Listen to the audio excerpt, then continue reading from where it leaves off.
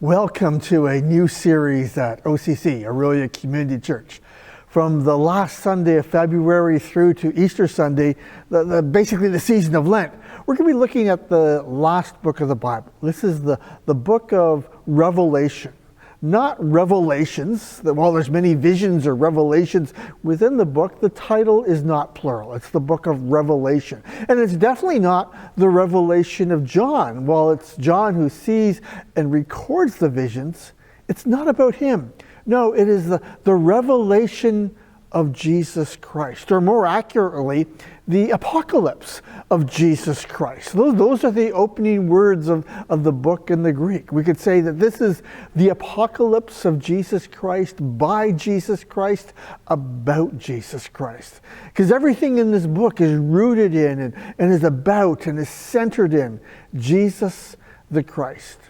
A lot of people start reading Revelation, and many, if not most, give up on it. It's a hard book to understand.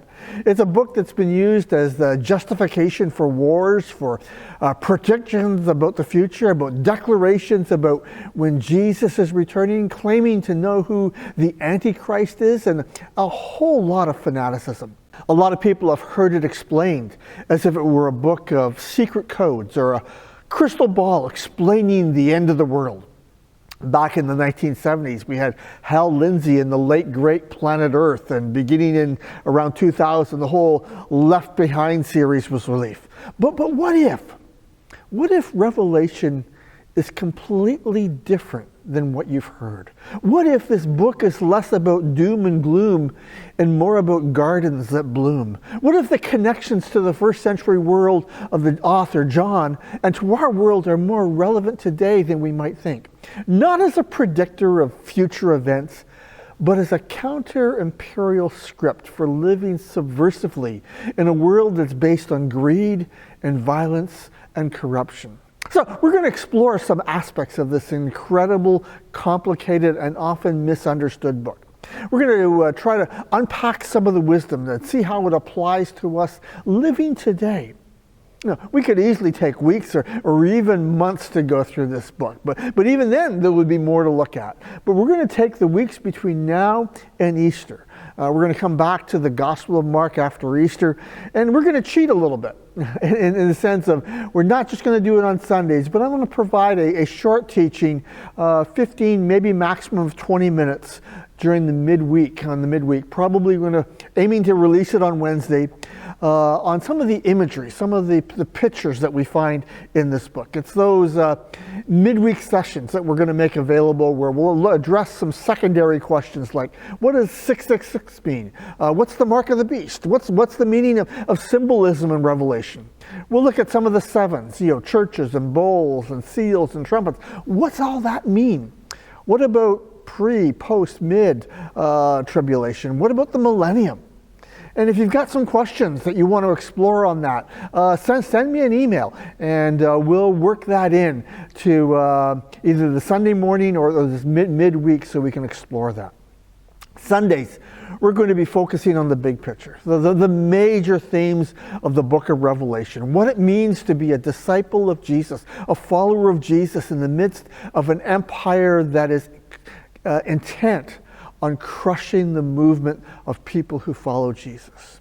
So let me begin today with some preliminary or basic questions about this book. Let me ask some of the key questions. Who?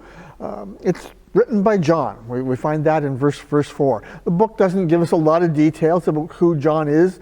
John is a very common name, and many people think that this John is the same John that wrote the Gospel of John and the 3 letters of John. And that is certainly possible. But it's also possible that it was another John. We simply don't know. Where was this book written? Well, it was written from the island of Patmos. Again, chapter 1, verse 9 tells us that. Patmos was a Roman prison camp, and John was there because, and we'll explore this a little bit later, because he wouldn't acknowledge that Caesar is Lord. When was it written? There's a couple of possible dates for this book based on Roman history, and I tend to think that 95, 96 is probably the best option. Many commentators believe that the persecution of believers was strong under Domitian, who was emperor until 96 AD. Title. I've already hinted at this, but let's be clear what we're talking about. The title is The Revelation of Jesus Christ, not the Revelations, not the Revelation of John. It's the revelation, or better yet, the apocalypse of Jesus Christ. Those are the first three words in the Greek. And we could add by Jesus Christ, about Jesus Christ. That word apocalypse means unveiling or revealing or pulling back the curtain. So what is this book? The book of Revelation is a little difficult to categorize. First of all, it is a book. We call it that, the book of Revelation. It was circulating separately from the other books that became part of the New Testament. It's a letter. Chapter 2 and chapter 3 are a circular letter to the seven churches. And if you look at a map of Asia Minor, you can see that these cities are listed in the order that one would travel to them. It's also a prophetic piece. It's a prophecy. It says that numerous times in this book. Verse 3 of chapter 1, blessed is the one who reads aloud the words of this prophecy, and blessed are those who hear it and take it to heart, what is written in it, because the time is near. Or in chapter 22, verse 7, look, I'm coming soon.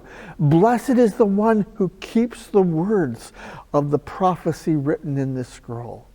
Or verse 10 of chapter 22, do not seal up the words of the prophecy of this scroll, because the time is near.